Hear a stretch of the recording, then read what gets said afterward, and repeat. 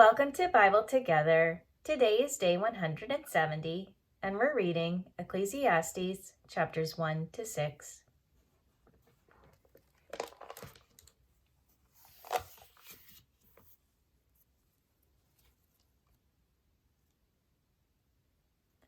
The words of the preacher, the son of David, king in Jerusalem. Vanity of vanities, saith the preacher, vanity of vanities, all is vanity. What profit hath a man of all his labor, which he taketh under the sun? One generation passeth away, and another generation cometh, but the earth abideth forever. The sun also ariseth, and the sun goeth down, and hasteth to his place where he rose. The wind goeth toward the south, and turneth about unto the north. It whirleth about continually, and the wind returneth again according to his circuits. All the rivers run into the sea, yet the sea is not full. Unto the place from whence the rivers come, thither they return again. All things are full of labor, man cannot utter it. The eye is not satisfied with seeing, nor the ear filled with hearing. The thing that hath been, it is that which shall be, and that which is done is that which shall be done, and there is no new thing under the sun. Is there anything whereof it may be said, See, this is new? It hath been already of old time which was before us. There is no remembrance of former things, neither shall there be any remembrance of things that are to come with those that shall come after. I, the preacher, was king over Israel and Jerusalem, and I gave my heart to seek and search out by wisdom concerning all things that are done under heaven. This sore travail hath God given to the sons of man, to be exercised therewith. I have seen all the works that are done under the sun, and behold, all is vanity and vexation of spirit. That which is crooked cannot be made straight, and that which is wanting cannot be numbered. I communed with mine own heart, saying, Lo, I am come to great estate, and have gotten more wisdom than all they that have been before me in Jerusalem. Yea, my heart had great experience of wisdom and knowledge. And I gave my heart to know wisdom, and to know madness and folly. I perceived that this also is vexation of spirit. For in much wisdom is much grief, and he that increaseth knowledge increaseth sorrow. I said in mine heart, Go to now, I will prove thee with mirth. Therefore enjoy pleasure, and behold, this also is vanity. I said of laughter, It is mad, and of mirth, what doeth it? I sought in mine heart to give myself unto wine, yet acquainting mine heart with wisdom, and to lay hold of folly, till I might see what was that good for the sons of men, which they should do under the heaven all the days of their life. I made me great works. I builded me houses. I planted me vineyards. I made me gardens and orchards, and I planted trees in them of all kinds of fruits. I made me pools of water to water therewith the wood that bringeth forth trees.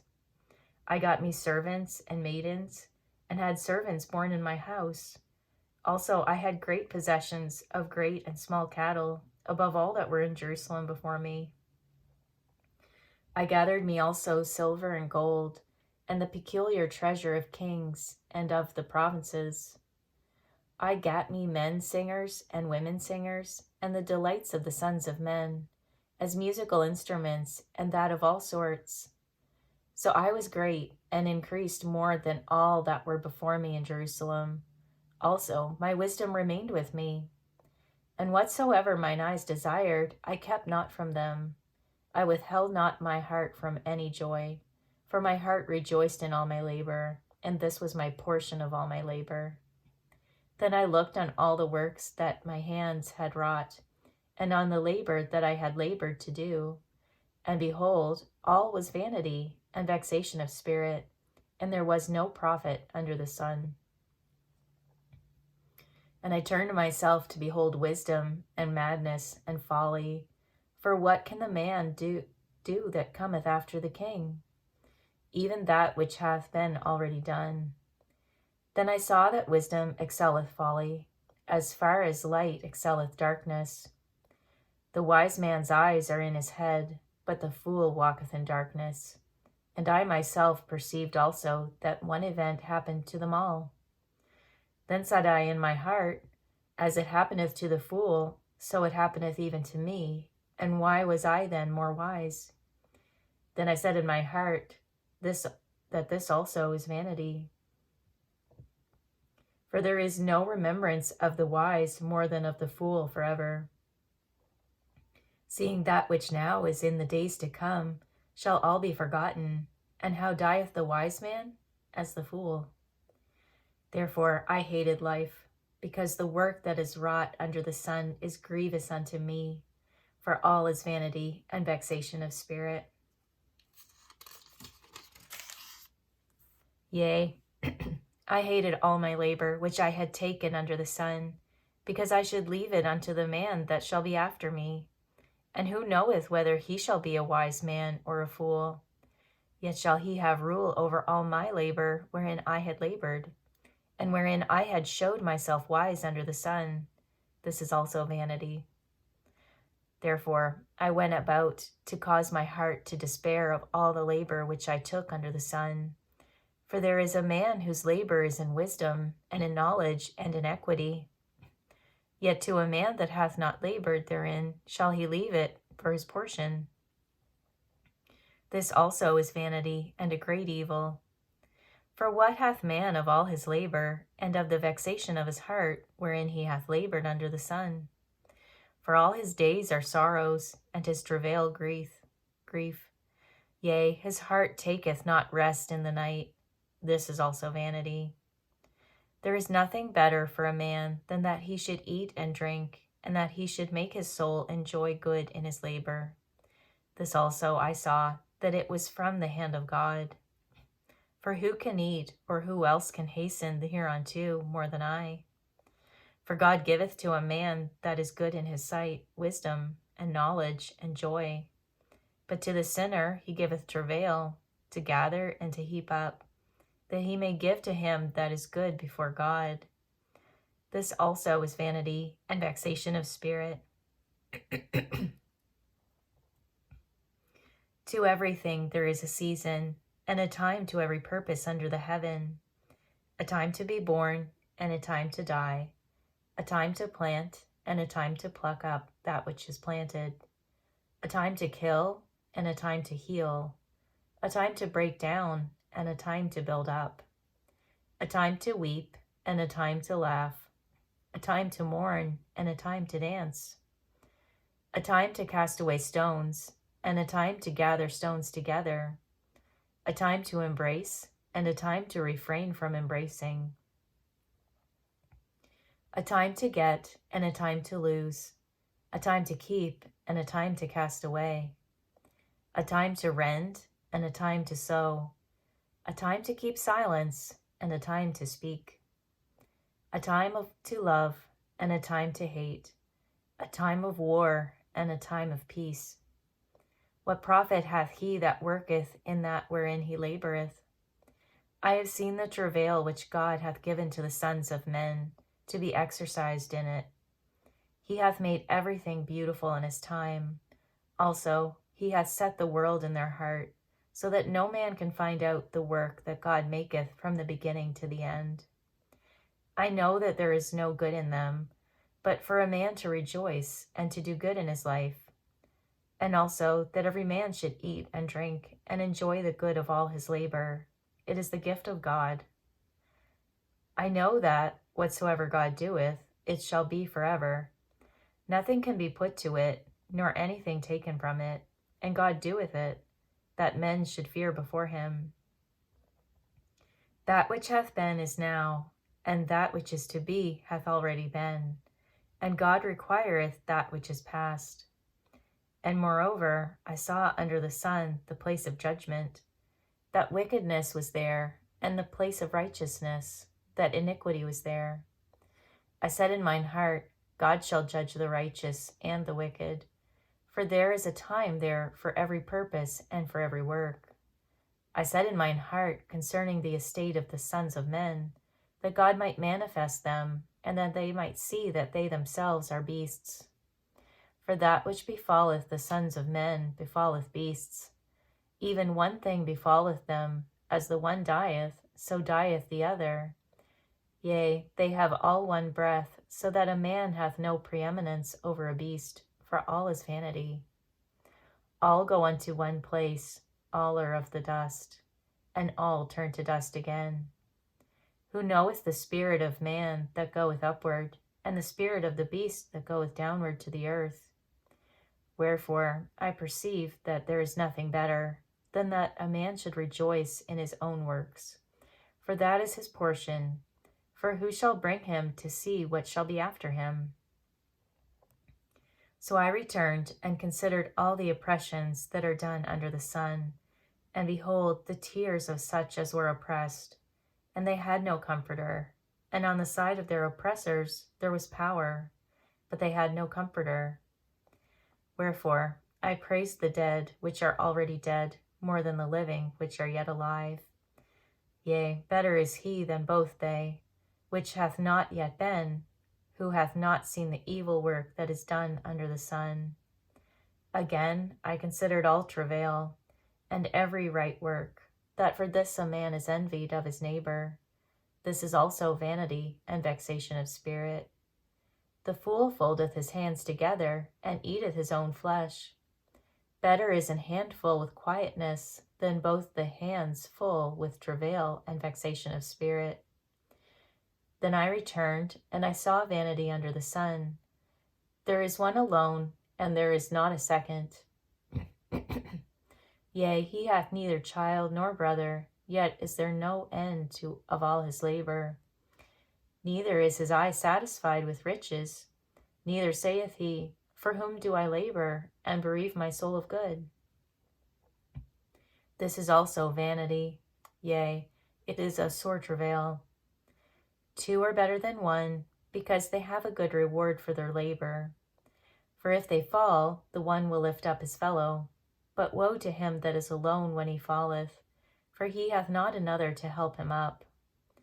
Again, if two lie together, then they have heat. But how can one be warm alone? And if one prevail against him, two shall withstand him, and a threefold cord is not quickly broken. Better is a poor and a wise child than an old and foolish king, who will no more be admonished. For out of prison he cometh to reign, whereas also he that is born in his kingdom becometh poor. I considered all the living which walk under the sun, with the second child that shall stand up in his stead. There is no end of all the people, even of all that have been before them. They also that come after shall not rejoice in him. Surely this also is vanity and vexation of spirit. Keep thy foot when thou goest to the house of God, and be more ready to hear than to give the sacrifice of fools, for they consider not that they do evil. Be not rash with thy mouth, and let not thine heart be nasty to utter anything before God. For God is in heaven, and thou upon earth. Therefore let thy words be few. For a dream cometh through the multitude of business, and a fool's voice is known by multitude of words. When thou vowest a vow unto God, defer not to pay it, for he hath no pleasure in fools. Pay that which thou hast vowed.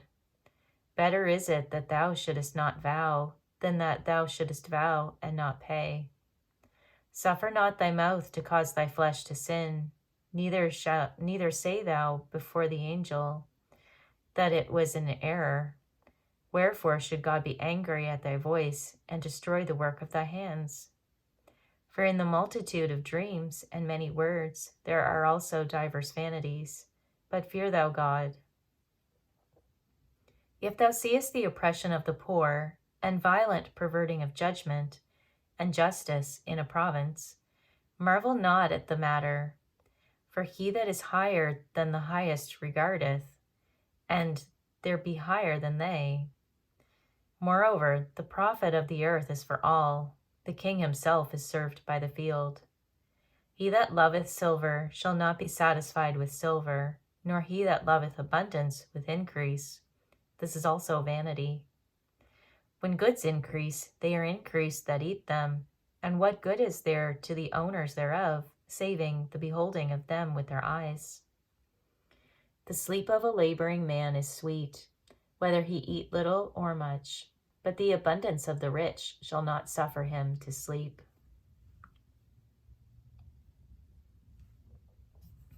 There is a sore evil which I have seen under the sun, namely, riches kept for the owners thereof to their hurt.